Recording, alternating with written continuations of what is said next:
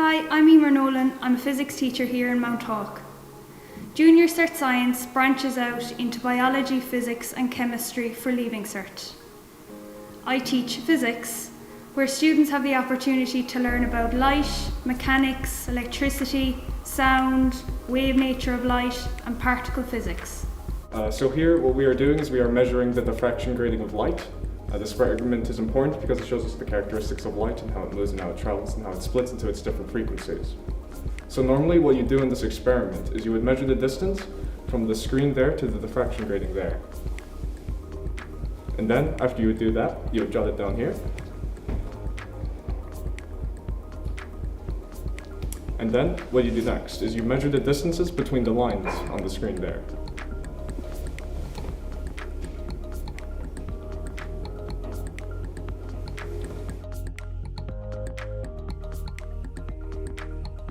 As you can see, when you swap out the 300 lines per millimeter with the 100 lines per millimeter, the distances between the fringes actually get smaller.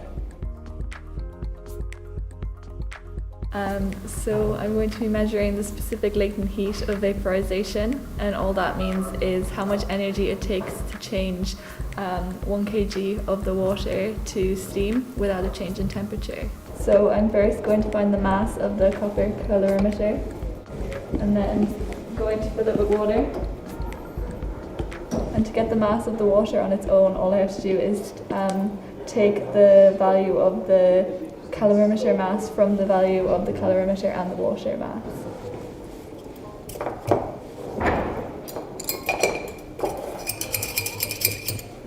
Now I'm going to take the initial temperature, and once that's done, I'm going to use this to put the steam into the water, and this piece here is called a steam trap, and all that does is dry the steam to make sure no water comes through.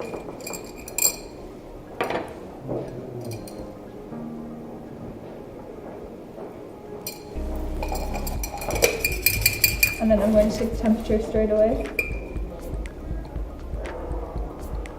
And using these values, we can fill them into a formula to find the specific latent heat of vaporization of the water. Today we're going to measure the constant acceleration of the metal rider.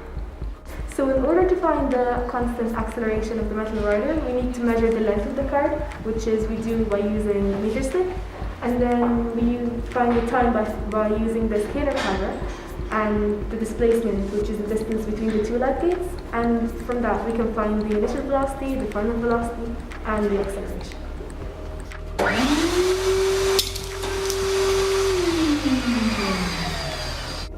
So this is a scalar timer that we use to measure our time measurements, and the first time value is 0.26 seconds, and the second time value is 0.16 seconds, and we sub them into our formulas over there. So we're taking the length of the card and dividing that by the first time measurement that we got. Then from that we find the initial velocity. We do the same with the second time measurement and we find the final velocity. Then we use this equation, v squared minus c squared over 2s, s in this case being the distance between the two light gates, to find the acceleration. In the school, we have a STEAM Academy, which allows students to demonstrate their ability in science, technology, engineering, art and maths. Students participate in competitions such as SciFest and Beat Young Scientist every year. We have great success in these competitions. For example, last year we won 8 awards in the regional finals of SciFest.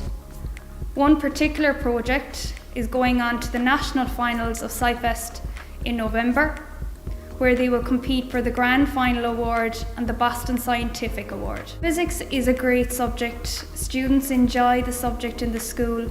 They enjoy the practical aspect, the mathematical side of the subject, and the applications of this subject in the physical world.